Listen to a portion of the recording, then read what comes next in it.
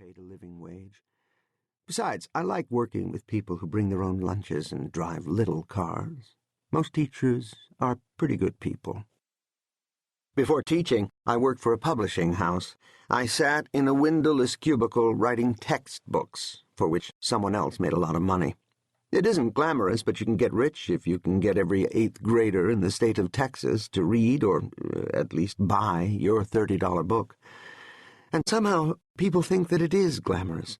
I would go to parties and say I was an editor, and people, especially women, and that was important to me then, would say, "Oh, really?" and raise their eyebrows and look at me a little more carefully. I remember the first party I went to after I became a teacher. Someone asked me what I did for a living, and I said, "Well, I teach high school." He looked over my shoulder, nodded his head, and said, "I went to high school," and walked away. Once I repeated that anecdote around a big table full of Mexican food in the garden at a place called La Choza in Chicago, and Becky Mueller, another teacher at the school, said that I was a storyteller. I liked that. I was looking for something to be other than just a teacher, and storyteller felt about right. I am a teacher and a storyteller, in that order. I have made my living and my real contribution to my community as a teacher, and I have been very lucky to have found that calling. But all through the years, I have entertained myself and occasionally other people by telling stories. But it really did happen, of course. The girl in the car, or could have, or might as well have happened. It happened just as surely as Ernest Hemingway went down to Pamplona with a bunch of people, one of whom was not Lady Brett Ashley, but was Lady Duff Twisden. And she really did sleep with everyone under the sun, so that years later, when she died of tuberculosis at the age of 45 in Taxco, Mexico, all of her pallbearers were former lovers. And they really did drop her casket coming down the steps of the cathedral.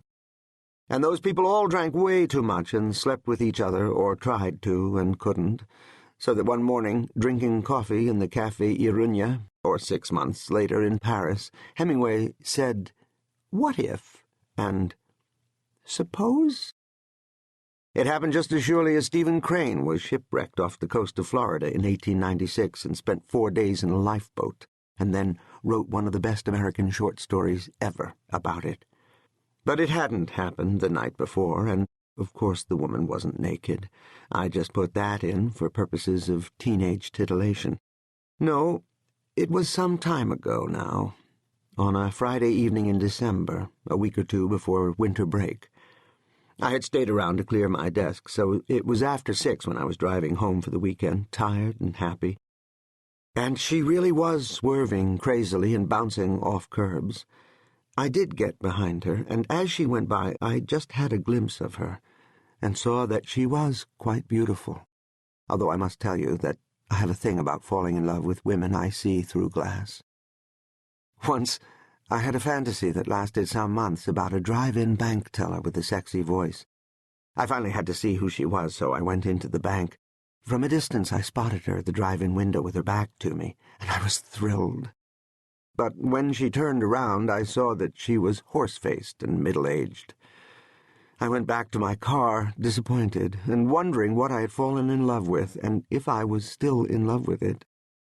So anyway, I followed Lisa Kim, for that was her name, down Sheridan Road on this dark winter evening, which wasn't very hard because her right rear tail light cover was broken and the light shone white. I followed her, becoming increasingly fascinated and concerned at the same time. How had she gotten so drunk so early? Had she been to an office party? And what could I possibly do about this situation? I looked for a cop, or rather hoped one would see her, because by the time I'd have told the story, she'd have been gone, lost in the traffic. Could I signal to her?